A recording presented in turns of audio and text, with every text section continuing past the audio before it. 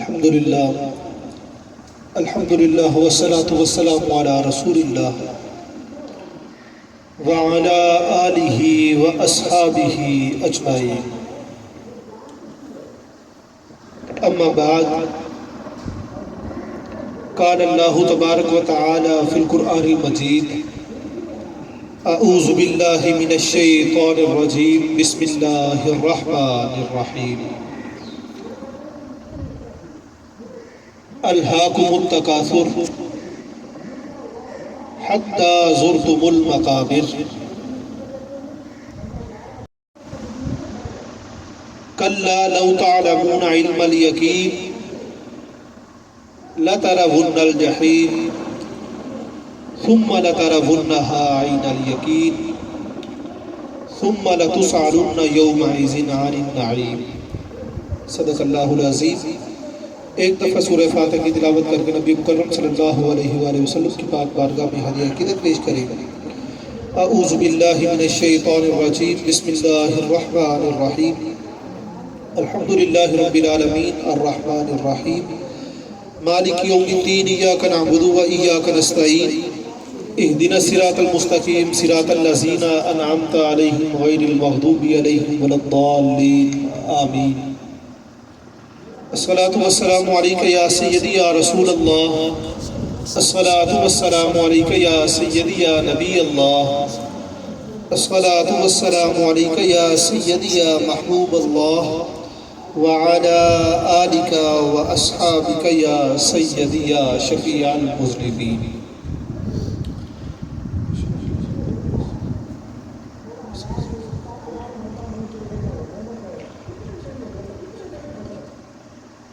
اللہ رب العزت نے قرآن کریم کی ان آیات مقدسہ کے اندر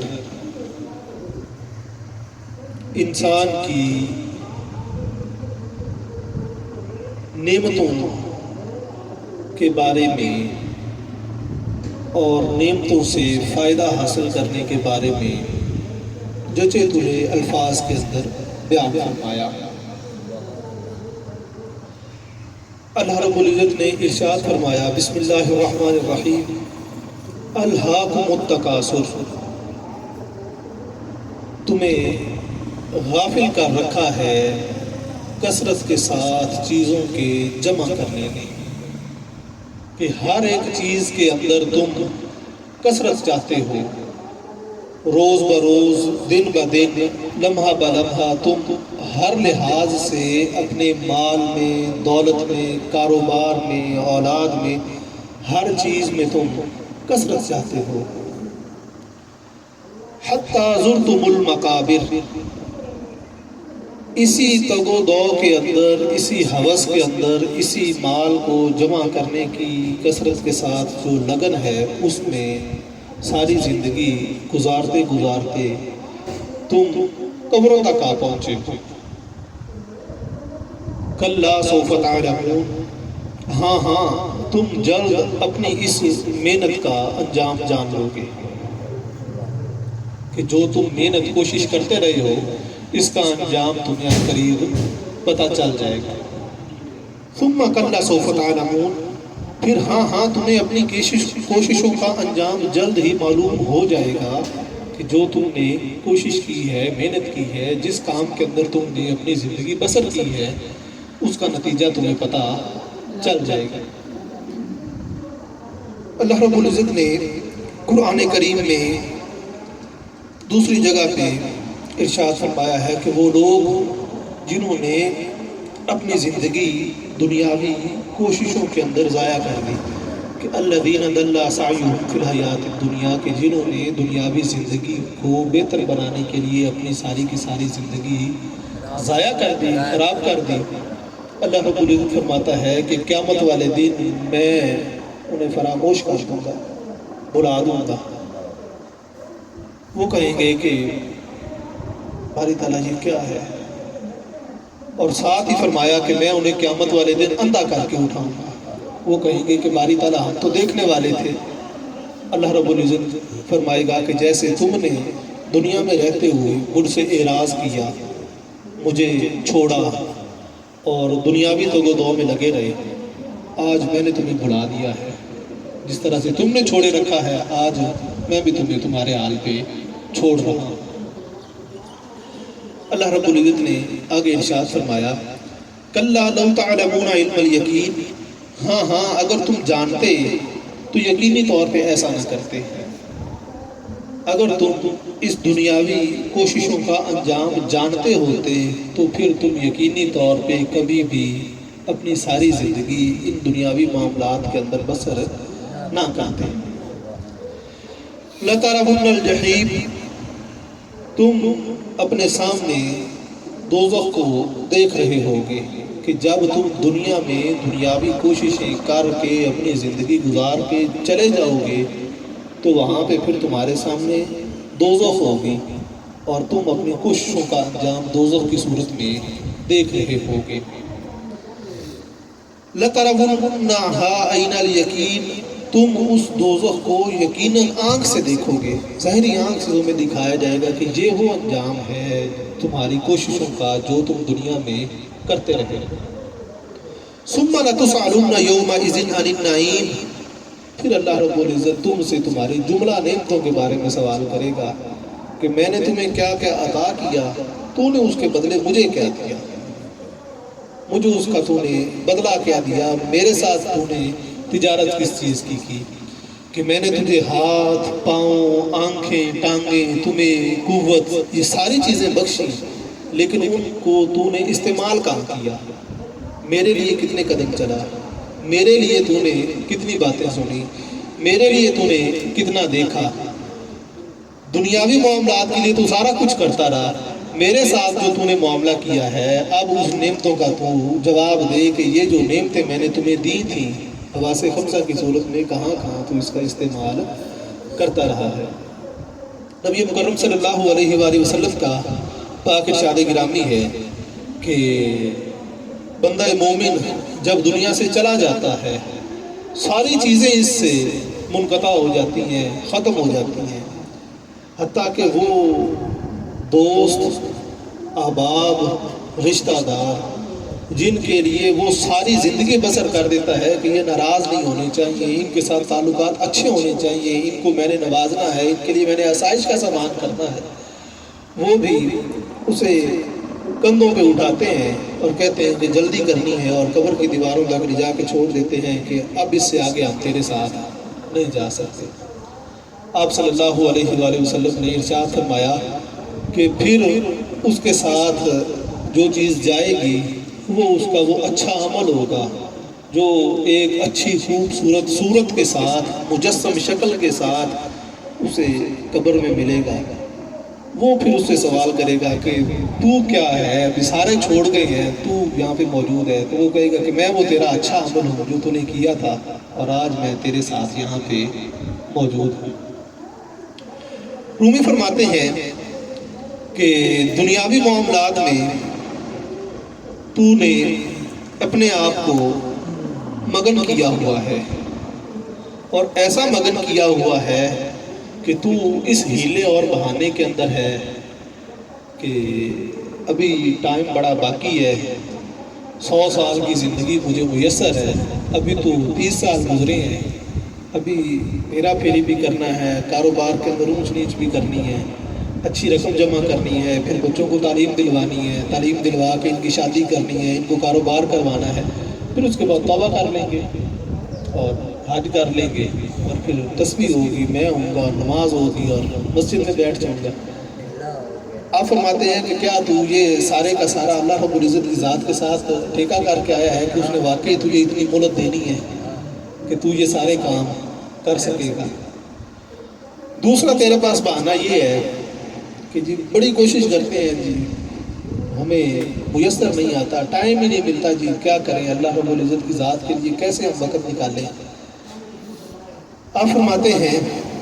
کہ میں اس پہ تجھے سادہ سی مثال دیتا ہوں کہ تو اگر کھیتی باڑی کرتا ہے یا کسی کو تو نے کھیتی باڑی کرتے دیکھا ہے تو جب وہ اس کے بننے سے کنارے سے گزرتا ہے تو وہ کھیتی، وہ فصل، وہ زمین اپنے حال سے اس بات پہ گواہی دے رہی ہوتی ہے کہ مجھے پانی کی ضرورت ہے،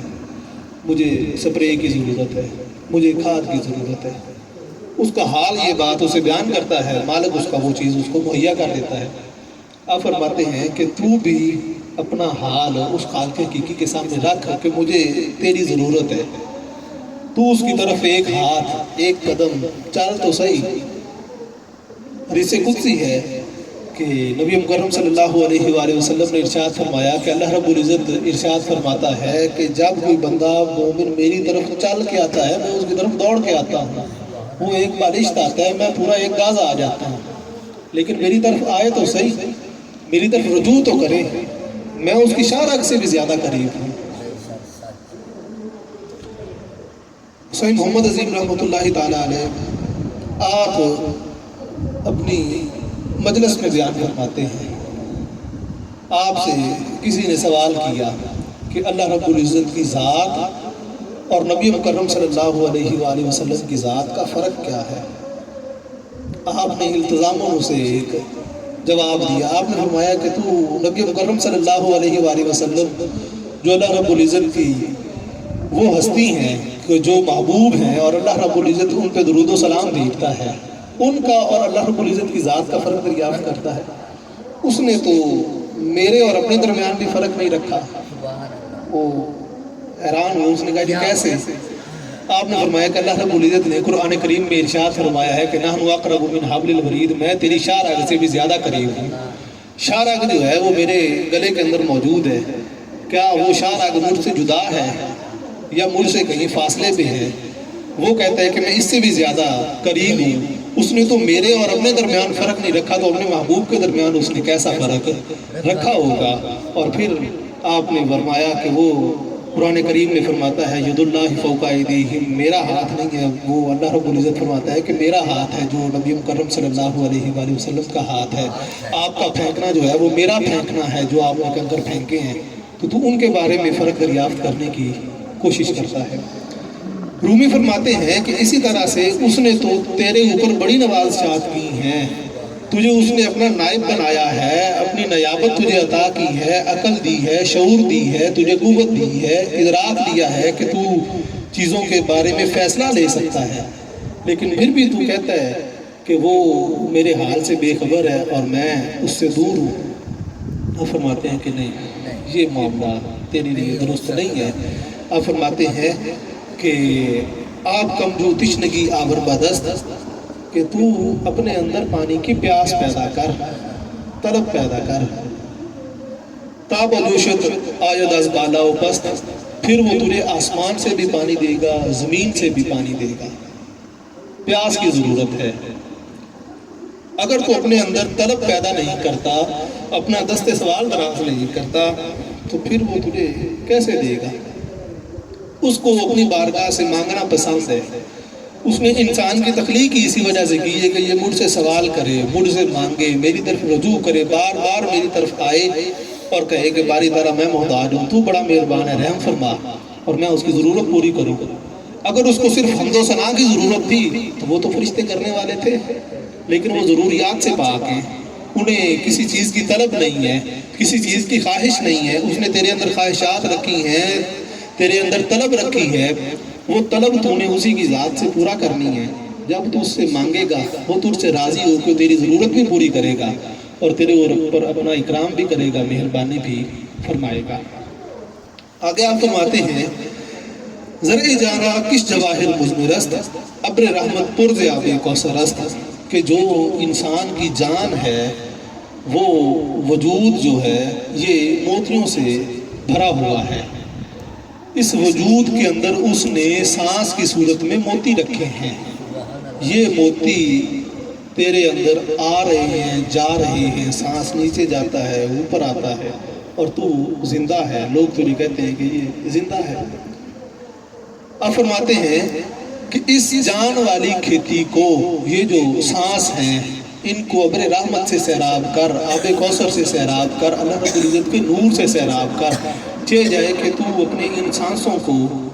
کسی فضول جگہ پہ لگائے، کسی ایسی جگہ پہ خرچ کرے کہ جو تجھے فائدہ نہ دے۔ مثال کے طور پہ کہ اگر کسی بندے کے پاس قیمت ہے، رومی فرماتے ہیں، اور وہ اس سے جا کے کہے کہ میں برف خرید کے اسٹاک کر لوں گا، اب فرماتے ہیں کہ وہ برف اسٹاک نہیں کر سکتا، وہ ضائع ہو جائے گی۔ اب فرماتے ہیں کہ اسی طرح سے تو اپنے سانس جو تجھے اللہ رب العزت نے زندگی کے بخشی ہیں کسی ایسی جگہ پہ خرچ کرے گا کہ جو تجھے فائدہ نہیں دے سکتی، تو پھر وہ تیرے لیے ضائع ہے کہ تو کہتا ہے کہ میں اپنی زندگی بسر کروں گا اور یہ پوری کا پورا کاروبار میں نے سٹیبل کرنا ہے۔ وہ کاروبار تو سٹیبل ہوگا لیکن وہ دوسرے لمحے ختم بھی ہو جائے گا، اور جتنا تو نے اس پہ وقت ضائع کیا ہوگا وہ سارے کا سارا فضول چلا جائے گا۔ اللہ رب العزت فرمائے گا کہ میری بارگاہ میں تو نے اس کو ایک لمحہ بھی خرچ نہیں کیا۔ دوسری طرف آپ فرماتے ہیں مثال دے کے کہ تیرے وجود کی مثال ایک بٹوے کی مانند ہے کہ بٹوے میں جب پیسے ہوں تو اس سے اگر کوئی اچھی چیز خریدی جائے تو وہ پیسے ختم ہو جائیں تو بندہ کہتا ہے کہ یہ چیز بیچ کے ہم کام میں لے آتے ہیں۔ اگر اس سے فضول چیزیں خریدی جائیں، فضولیات میں اسے خرچ کر دیا جائے، بٹوا خالی ہو جاتا ہے اور بندے کے ہاتھ بھی خالی ہوتے ہیں کہ پیچھے کوئی چیز بھی نہیں ہے جو میں خرچ کر سکوں۔ آپ فرماتے ہیں کہ جو بھی تو خرچ کرتا ہے اپنے سانسوں سے وہ اس کی رضا کے لیے خرچ کر۔ تیرا جو دل ہے، تیرا جو سانس ہے وہ اس کے لیے چلنا چاہیے۔ ہاتھ سے تو جو بھی کام کرے، جیسے بزرگان دین فرماتے ہیں کہ ہاتھ کار والے دل یار والے، دل کا دھیان جو ہے وہ تیرا اللہ رب العزت کی ذات کی طرف ہونا چاہیے۔ جیسے نبی مکرم صلی اللہ علیہ وآلہ وسلم نے ارشاد فرمایا کہ جب بندہ مومن ایک نماز کے بعد دوسری نماز کا انتظار کرتا ہے تو وہ گویا کہ ایسے ہی ہے جیسے نماز میں ہے، فجر کے بعد ظہر کا انتظار کر رہا ہے، کر وہ کام رہا ہے لیکن ہے انتظار میں کہ ظہر کا وقت آئے گا، میں نے اللہ کی ملاقات کے لیے جانا ہے، اور وہ ایسے ہی ہے جیسے نماز میں ہے، پھر ظہر سے عصر، عصر سے مغرب، مغرب سے عشاء، عشاء کے بعد دوبارہ پھر فجر، کہ میں نے جلدی سونا ہے تاکہ صبح جلدی اٹھ کے پھر اللہ رب العزت کی ذات کے ساتھ ملاقات کرنی ہے، کیونکہ نماز ملاقات ہے اللہ رب العزت کی ذات کے ساتھ۔ تو آپ فرماتے ہیں کہ وہ ایسا ہی ہے جیسے ہمہ وقت نماز میں ہے، اسی طرح سے تو ہمہ وقت اس کی بارگاہ میں اپنے آپ کو حاضر رکھ، ہاتھ سے تو جو بھی کام کر لیکن اس کی بارگاہ میں دل جان سے حاضر رہ، تاکہ جو لمحہ بھی تیرا آخری ہو وہ بھی ایسے ہی ہو کہ اسی کی بارگاہ میں تھا اور اسی کی طرف یہ چلا گیا۔ آگے آپ فرماتے ہیں تا سقاہم ربہم آیت خطاب تشنہ باش واللہ عالم بالصواب۔ جب تو یہ پیاس اپنے دل میں رکھے گا پھر تجھے اللہ رب العزت اپنی ذات سے وہ جام عطا فرمائے گا کہ تیرے اندر پیاس بھی باقی نہیں رہے گی۔ تو کہے گا کہ میری ساری ضروریات پوری ہو چکی ہیں، مجھے کسی چیز کی طلب ہی نہیں ہے، مجھے صرف اور صرف اس خالق حقیقی کی طلب ہے۔ تو اس کی بارگاہ سے ہر ایک کے لیے سوال کرے گا لیکن اپنے لیے تو دست سوال دراز نہیں کرے گا۔ جیسے یہ بزرگان دین کا وطیرہ ہے کہ وہ اپنے لیے دست بدعا نہیں ہوتے کہ باری تعالیٰ ہمیں یہ دے ہمیں یہ دے، وہ سب کے لیے ہوتے ہیں لیکن اپنے لیے وہ کہتے ہیں کہ باری تعالیٰ اپنا فضل قائم رکھ، اس کے علاوہ اور ہمیں کچھ نہیں چاہیے۔ اللہ رب العزت نے قرآن کریم میں ارشاد فرمایا، بسم اللہ الرحمن الرحیم، یا ایھا الذین آمنوا، اے ایمان والو، لا تلہکم اموالکم ولا اولادکم عن ذکر اللہ، کہ تمہیں تمہارے مال تمہاری اولاد اللہ کے ذکر سے غافل نہ کرتے ہیں۔ مال کاروبار حیات نعمت ہے، وہ کوئی بھی کاروبار ہے، کھیتی باڑی ہے، دکانداری ہے، نوکری ہے، یا جو بھی کام کرتے ہیں، اللہ رب العزت فرماتا ہے کہ وہ تمہیں میری یاد سے غافل نہ کرے۔ ولا اولادکم، یہ مال کمانا بھی تیرا اس خواہش کے لیے ہوتا ہے کہ اولاد میری سکھی رہے، میں آج مشکل وقت گزار لوں، کل کو میرے آنے والے بچے اس مشکل کا سامنا نہ کریں۔ آپ فرماتے ہیں کہ ان کی مشکلیں دور کر لیکن جو دھیان ہے وہ میری طرف ہونا چاہیے، میری ذات سے غافل تو نہ ہو۔ وَمَن يَفْعَلْ ذَلِكَ، پس جس نے یہ غفلت کی، فَأُولَٰئِكَ هُمُ الْخَاسِرُونَ، وہی لوگ گھاٹے میں ہوں گے، وہی لوگ نقصان میں ہوں گے۔ کہ جو بندہ اس غفلت میں زندگی بسر کرے گا اللہ رب العزت فرماتا ہے کہ وہی نقصان اٹھانے والا۔ دوسرا سوال، وہ لوگ جی بزرگ تھے، انبیاء کرام تھے، آج وقت میسر نہیں ہے، ہم کیسے زندگی گزاریں، ان کے نقش قدم پہ چلیں؟ وہ کتابوں کی باتیں ہیں جی، اپنی زندگی میں ٹائم نہیں ملتا کہ ہم کچھ کام کر سکیں۔ اللہ رب العزت نے قرآن کریم میں ارشاد فرمایا، بسم اللہ الرحمن الرحیم. رجال، وہ لوگ لا تلہیہم تجارت، جنہیں غافل نہیں کرتی ان کی تجارت، کہ وہ تجارت کر رہے ہیں منڈی میں، لوگوں کے ہجوم میں ہیں، لیکن میری یاد سے غافل نہیں ہے. ولا بیع، اور نہ ہی خرید و فروخت انہیں غفلت کر رہی ہے، وہ لین دین کر رہے ہیں لیکن اس میں اللہ رب العزت کا ذکر بھی شامل حال ہے، اور اس نے جو اصول اور قانون بتائے ہیں وہ بھی شامل حال ہے کہ دھوکہ نہیں دینا، جھوٹ نہیں بولنا، دغا نہیں دینا، جھوٹی قسم نہیں اٹھانی، ناپ تول میں کمی نہیں کرنی. پورا جو ہے وہ معاملہ ہم نے اچھے طریقے سے کرنا ہے. اور وہ اس وقت یہ ہے کہ جب دل کے اندر اللہ رب العزت کی یاد حاضر ہوگی کہ وہ میرے ساتھ ہے، میرا اتنا وہ قربت والا ہے، اس کا مالک اگرچہ نہیں آیا، اس کا ملازم آیا ہے، میں نے پھر بھی اس کے ساتھ دھوکے والا معاملہ نہیں کرنا. آگے اللہ رب العزت نے ارشاد فرمایا کہ رجال لا تلہیہم تجارت ولا بیع عن ذکر اللہ، کہ وہ تجارت اور خرید و فروخت انہیں غافل نہیں کرتی. وَإِقَامِ الصَّلَاةِ، اور وہ نماز بھی قائم کرتے ہیں، وَإِتَاءِ الزَّکَاةِ، اور وہ زکوٰۃ بھی دیتے ہیں، کہ زکوٰۃ بھی دیتے ہیں، نماز بھی پڑھتے ہیں، اور وہ کامیاب ہیں، انہیں کوئی چیز بھی غافل نہیں کر رہی. آگے فرمایا یخافون یوما، وہ اس دن سے ڈرتے ہیں، تتقلب فیہ القلوب، جس دن دل جو ہیں وہ گھبرا جائیں گے، والابصار، اور آنکھیں پھٹی کی پھٹی رہ جائیں گی کہ یہ ساری زندگی ہم کیا کرتے رہے اور یہ نتیجہ اس کا کیا نکل رہا ہے. کہ جیسے ہم نے پہلے پڑھا کہ اللہ رب العزت نے فرمایا کہ ہر چیز کو کثرت کے ساتھ جمع کرنے کے اندر تو نے قبر تک اپنی زندگی بسر کر دی، اس کا نتیجہ تو ان قریب دیکھے گا. اللہ رب العزت نے یہاں پہ فرمایا کہ وہ لوگ جو اپنا دل ثابت قدم رکھتے ہیں، میری یاد سے اپنے آپ کو معمور رکھتے ہیں، قیامت والے دن ان کی آنکھیں پھٹی کی پھٹی نہیں رہیں گی، نہ ہی ان کا دل ڈگمگائے گا. وہ مضبوط اور ثابت قدم ہوں گے کہ جو کام ہم کر کے آئے ہیں یہ پختہ اور پکا ہے، لہٰذا ہمارا کوئی خوف والا معاملہ نہیں ہے. جو اس کے برعکس ہوں گے وہ ثابت قدم نہیں رہیں گے، وہ ڈگمگا جائیں گے کہ ہم نے تو یہ سمجھا تھا کہ ہم بڑا اچھا کام کرتے ہیں، لیکن آج تو سارے کا سارا معاملہ اس کے مخالف نکلا ہے. اللہ رب العزت فرماتا ہے کہ جو بندے میری یاد سے غافل نہیں ہوتے وہ اس دن سے ڈرتے ہیں کہ جس دن دل پھٹ جائیں گے، آنکھیں پھٹی کی پھٹی رہ جائیں گی کہ ہم تو ساری زندگی جو کاروبار حیات کرتے رہے اس کو بڑا بہتر سمجھتے تھے، لیکن یہ تو سارے کا سارا معاملہ اس کے مخالف ہو گیا ہے. رومی فرماتے ہیں کہ تیرے پاس ابھی اس دارالعمل دنیا میں وقت ہے، تو رہتے رہتے تاخیر نہ کر اور جتنی جلدی ہو سکتا ہے معاملات کو درست کر لے. آپ عنوان اس کا باندھتے ہیں کہ آفت تاخیر خیرات بفردہ، کہ اچھے کاموں کو مؤخر نہیں کرنا چاہیے. کہ ابھی نیت کی ہے کہ نماز پڑھنی ہے تو اس کا مطلب ابھی ہے، یہ نہیں ہے کہ کل سے پڑھیں گے، مہینے بعد پڑھیں گے، یا یہ کام کر کے پڑھتے ہیں. نہیں، جو اچھا کام کرنے کی نیت کی ہے وہ ابھی کر، دوسرے لمحے کا تجھے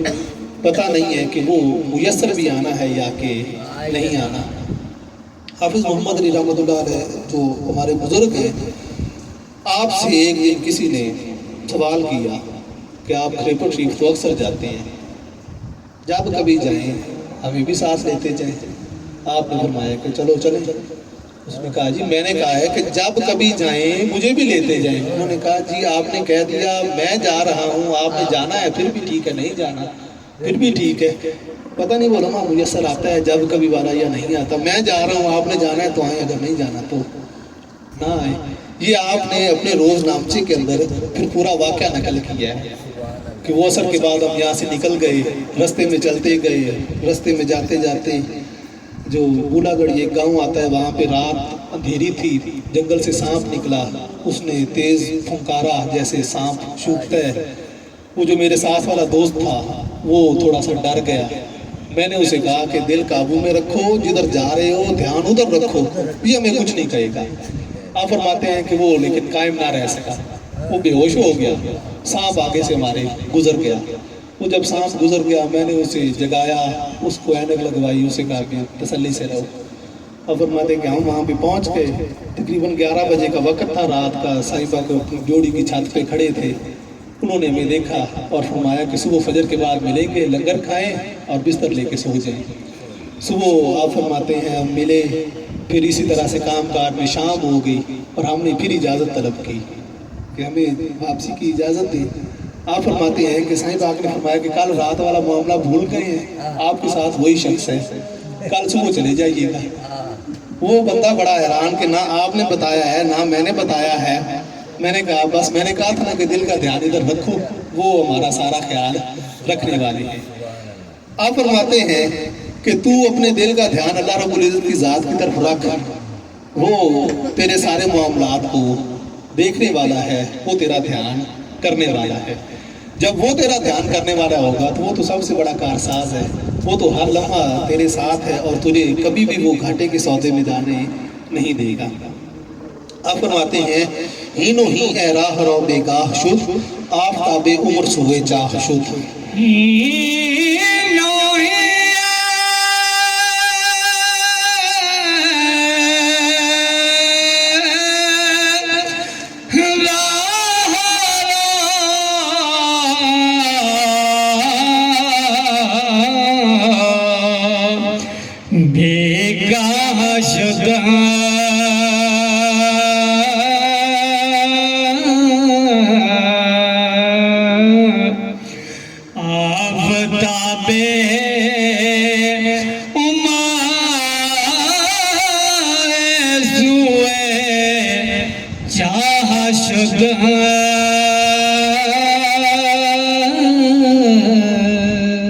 فرماتے ہیں خبردار خبردار اے مسافر، خبردار تو دنیا میں مسافر ہے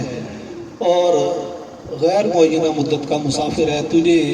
مدت کا نہیں پتا کہ تیرا سفر کتنا باقی رہ گیا ہے، لہٰذا تو ہر وقت یہی سمجھ کہ میرا سورج غروب ہونے والا ہے اور میرا سفر ختم ہونے والا ہے، اور تیرے پاس جو 2 دن زندگی کے باقی رہ گئے ہیں ان میں تو اپنا دھیان اللہ کی بارگاہ کی طرف کر لے۔ وہ ان 2 دنوں کے اندر ایسی برکت پیدا کرے گا کہ وہ تیری ساری زندگی پہ حاوی آ جائیں گے، کیونکہ وہ فرماتا ہے کہ میں نیتوں کو دیکھتا ہوں، میں اخلاص کو دیکھتا ہوں، میں اعمال کی پختگی کو دیکھتا ہوں، میں تعداد نہیں گنتا کہ 1000 نماز پڑھی ہے، 100 سال نماز پڑھی ہے، میں دیکھتا ہوں کہ وہ جو ایک پڑھی ہے وہ کس نیت سے پڑھی ہے، کتنے اخلاص سے پڑھی ہے، اگر وہ خالصتاً میری رضا کے لیے ہے تو وہ پچھلی 100 پہ حاوی آ جائے گی۔ آپ فرماتے ہیں کہ ایند و روزک را کے زودت ہست روز کہ وہ تیرے لیے ان 2 دنوں میں 100 دنوں کا حساب پیدا کر دے گا۔ وہ زندگی تو تیری 2 دن کی ہوگی لیکن پچھلے جو 100 سال گزرے ہیں وہ سب پہ حاوی آ جائے گی۔ آپ فرماتے ہیں کہ تو جلد سے جلد یہ کام کر کہ اپنے دل میں جو ایمان ہے اس کا بیج پختہ کر اور اس کو اللہ رب العزت کے نور کے ساتھ سیراب کر۔ جب اس میں بیج ایمان کا بوئے گا،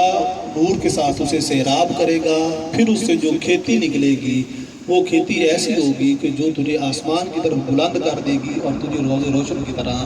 عیاں کر دے گی کہ دنیا میں تو ہوگا لیکن تجھے اللہ رب العزت دسترس جو ہے وہ عرش اور فرش کی دے گا، اور سارے معاملات جو ہیں وہ پھر اللہ رب العزت وہ حدیث پاک جو اللہ رب العزت نے فرمایا ہے کہ ایک تیری چاہت ہے ایک میری چاہت ہے، ہوگا وہی جو میری چاہت ہے، لیکن اگر تو اپنی چاہت کو میری چاہت کے تابع کر دے گا تو پھر وہی کروں گا جو تیری چاہت ہے۔ آپ فرماتے ہیں کہ پھر وہ سارے کے سارے معاملات اپنے ان لوگوں کے ہاتھوں میں دے دیتا ہے جو اس کے لیے ساری عمر چھوڑ کے، ساری زندگی چھوڑ کے، سارے معاملات چھوڑ کے صرف اسی کے ہو جاتے ہیں۔ اللہ رب العزت نے قرآن کریم میں ارشاد فرمایا ہے کہ وہ نور ہے اور آسمان کا بھی نور ہے اور زمین کا بھی نور ہے اور اسی کے نور سے ساری کائنات روشن ہے۔ بسم اللہ الرحمن الرحیم۔ اللہ نور السماوات والارض، اللہ رب العزت نور ہے آسمانوں کا اور زمینوں کا۔ مثل نورہ کمشکات، اس کے نور کی مثال ایسے ہے کہ جیسے ایک تاک ہے۔ تاک جیسے پرانے گھروں میں بڑی بڑی ایک ونڈو بنائی جاتی تھی، کھڑکی بنائی جاتی تھی جسے آلہ کہتے تھے، جس میں چراغ رکھ کے جلایا جاتا تھا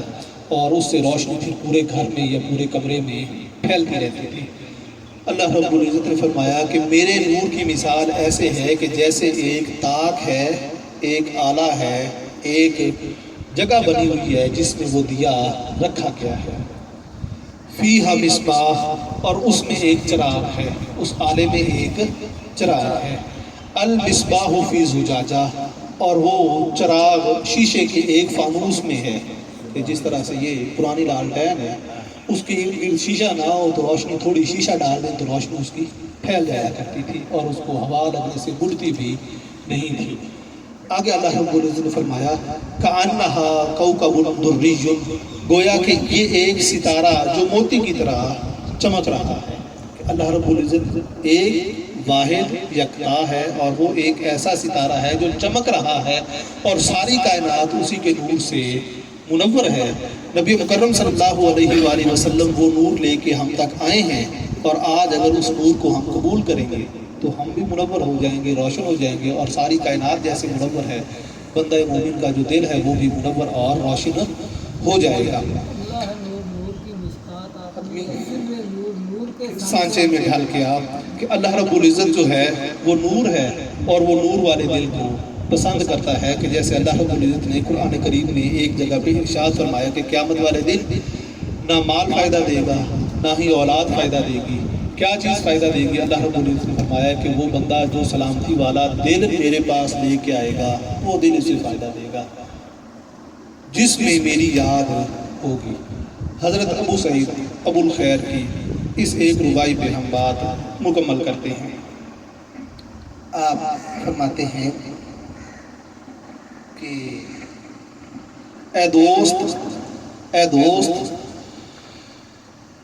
کہ اے میرے دوست، جورے تو از آن کشم، کہ میں تیرا ظلم، تیری آزمائش اس لیے برداشت کرتا ہوں کہ روئے تو نکوست، کیونکہ تیرا چہرہ بڑا خوبصورت ہے۔ کہ اللہ رب العزت کا جو بندہ ہے جب وہ اس کی طرف چلتا ہے تو اس پہ آزمائشیں بھی آتی ہیں۔ آپ فرماتے ہیں کہ اس کی طرف سے آنے والی آزمائشیں میں اس لیے برداشت کرتا ہوں کہ وہ بڑا خوبصورت ہے، ساری کی ساری حسین چیزیں اسی کی تخلیق کی ہوئی ہیں، اور وہ خود کتنا حسین ہوگا، خود کتنا مہربان ہوگا۔ آگے آپ فرماتے ہیں مردم گوینگ بہشت خواہی یا دوست، لوگ کہتے ہیں کہ تو جنت میں جانا چاہتا ہے یا دوست سے ملاقات چاہتا ہے، دونوں میں سے کوئی ایک چیز ہمیں بتا۔ آپ فرماتے ہیں کہ اے بے خبراں بہشت با دوست نکوست، آپ فرماتے ہیں کہ اے بے خبر لوگوں، دوست کے بغیر جنت کیسے؟ بے سکونی تو وہاں پہ بھی ہوگی جب دوست میسر نہیں ہوگا۔ جس بندے کے ساتھ دل لگی ہوتی ہے، بندہ چاہے لاکھ آسائش میں بیٹھا ہو، دل بے قرار رہتا ہے کہ وہ فلاں بندہ بھی ساتھ ہوتا تو پھر آج کیا ہی بات ہوتی۔ آپ فرماتے ہیں کہ اسی طرح سے دوست کو طلب کر، اللہ رب العزت کی ذات کو اس سے مانگ، وہ میسر آئے گی تو جنت بھی تیری ہے، ساری چیزیں ہی تیری ہیں۔ کہ جس طرح سے جنتیوں سے جنت میں سوال کیا جائے گا کہ بے قرار کیوں ہو، بے چین کیوں ہو، کیا وجہ ہے؟ وہ کہیں گے کہ ہم آئے تھے اللہ تعالیٰ کی ذات کا دیدار کرنے کے لیے۔ یہ ساری چیزیں تو دنیا میں بھی تھی، ہم وہاں پہ بھی دیکھتے رہے ہیں۔ اللہ رب العزت فرماتا ہے کہ پھر میں انہیں اپنا دیدار کرواؤں گا، اور وہ کہیں گے کہ اب وہ جنت ہے جس کی ہم خواہش لے کے آئے تھے۔ یہ باقی چیزیں تو وہ دنیا والی ہیں جو وہاں پہ ہم چھوڑے رکھے ہیں، اور یہاں پہ بھی ہمیں وہی چیزیں تم نے دکھا دی ہیں۔ آگے آپ فرماتے ہیں کہ میں وہ آنکھیں رکھتا ہوں جو دوست کے دیدار سے معمور ہیں، کہ جب دل کی آنکھ کھل جاتی ہے تو پھر بندہ زمین پہ رہتے ہوئے اس کے نظارے دیکھتا ہے۔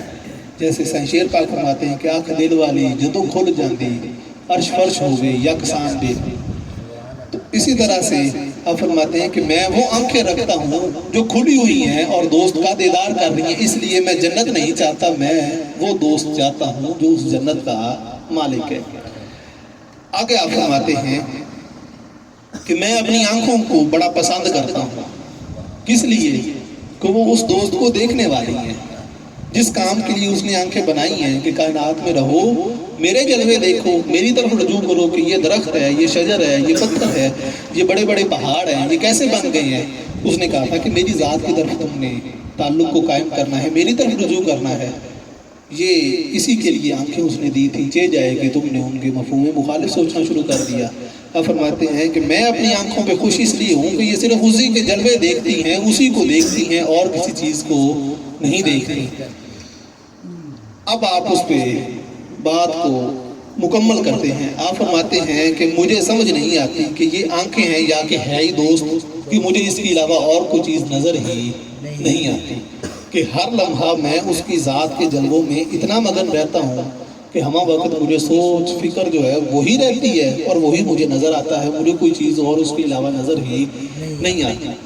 بزرگان دین کا یہی وتیرہ رہا ہے کہ انہوں نے مخلوق خدا کے ساتھ خدمت کرنے کا تعلق، ان کی عزت کرنے کا تعلق اس وجہ سے رکھا کہ یہ اللہ کی مخلوق ہے، اور انہوں نے ان کو اس خالق حقیقی کی مخلوق جان کے ان کی خدمت کی کہ یہ اس کے بنائے ہوئے ہیں، یہ اس کے بھیجے ہوئے ہیں، اور اس پہ انہوں نے بڑی مہربانی کی ہے، لہذا ہم نے اس کی عزت کرنی ہے، یہ چاہے جیسا بھی ہے، گناہ گار ہے، بدکار ہے، زیاکار ہے، جو بھی ہے، ہم نے اس کی عزت کرنی ہے، کیونکہ یہ اللہ رب العزت کی ذات کا بنایا ہوا ہے اور اس نے خود اسے دنیا میں بھیجا ہے، لہٰذا اس کی عزت جو ہے وہ ضروری ہے۔ اللہ رب العزت کی بارگاہ میں دعا ہے کہ ہمیں نبی مکرم صلی اللہ علیہ وآلہ وسلم کے پاک اس پہ حسنہ پر عمل پیرا ہونے کی توفیق عطا فرمائے، ہمارے دلوں کو اپنی پاک ذات کا نور عطا فرمائے۔ شاہاں چھٹک کر بنوازم قدارا ربنا آتینا فی الدنیا حسنۃ وفی الآخرۃ حسنۃ وقنا عذاب النار۔